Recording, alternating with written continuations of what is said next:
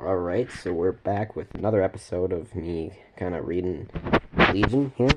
I mean, I couldn't really think of what else to make videos on, so I think I'm just gonna continue my series with Legion here and see where that goes. So, again, asking for, like, feedback from you and the rest of the YouTube community.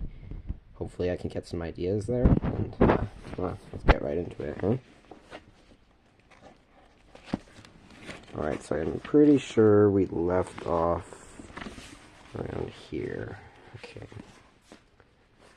Mr. Hill, the Elder Worm is ready for you. Please, go in.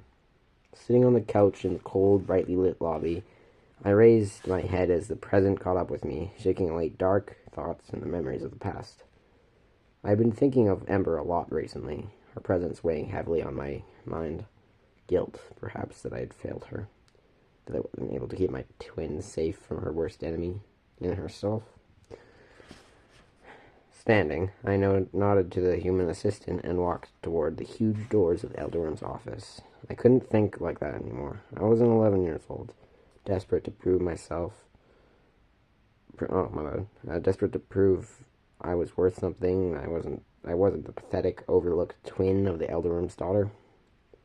No, I had proved myself to all of Talon, and that I was worthy of my heritage.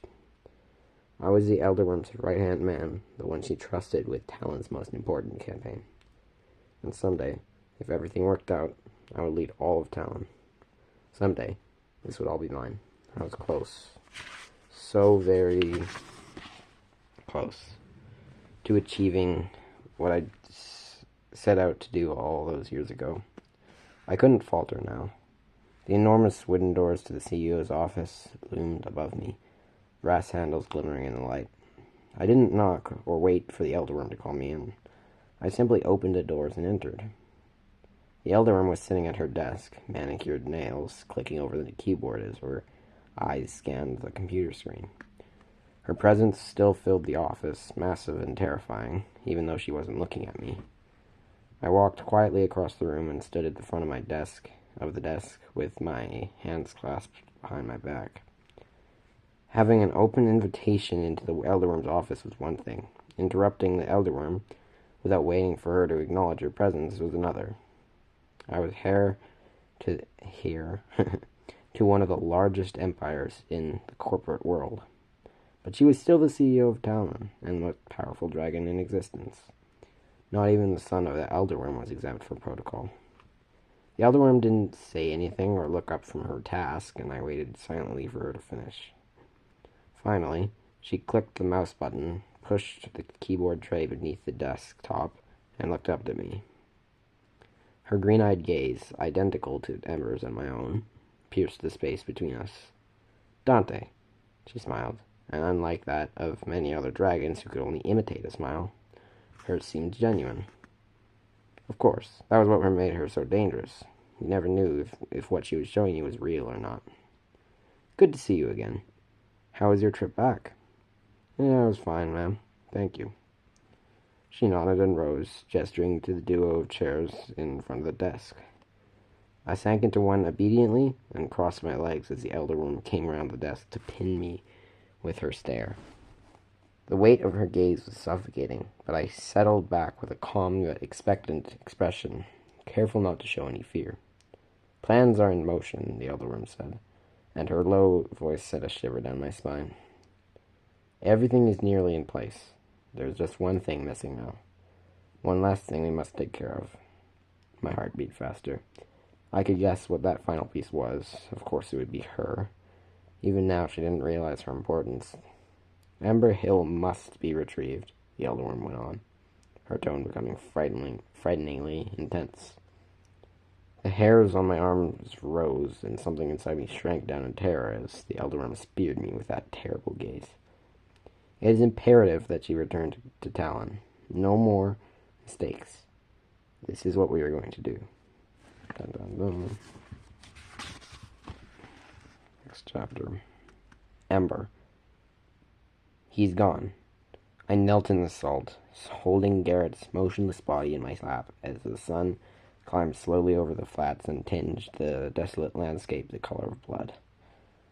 The soldier's face was slack and pale, his skin still warm as he bled out in my arms. Around me, there were flurries of frantic movement, voices shouting, questions that might have been directed at me, but nothing seemed real. Garrett was gone. I had lost him.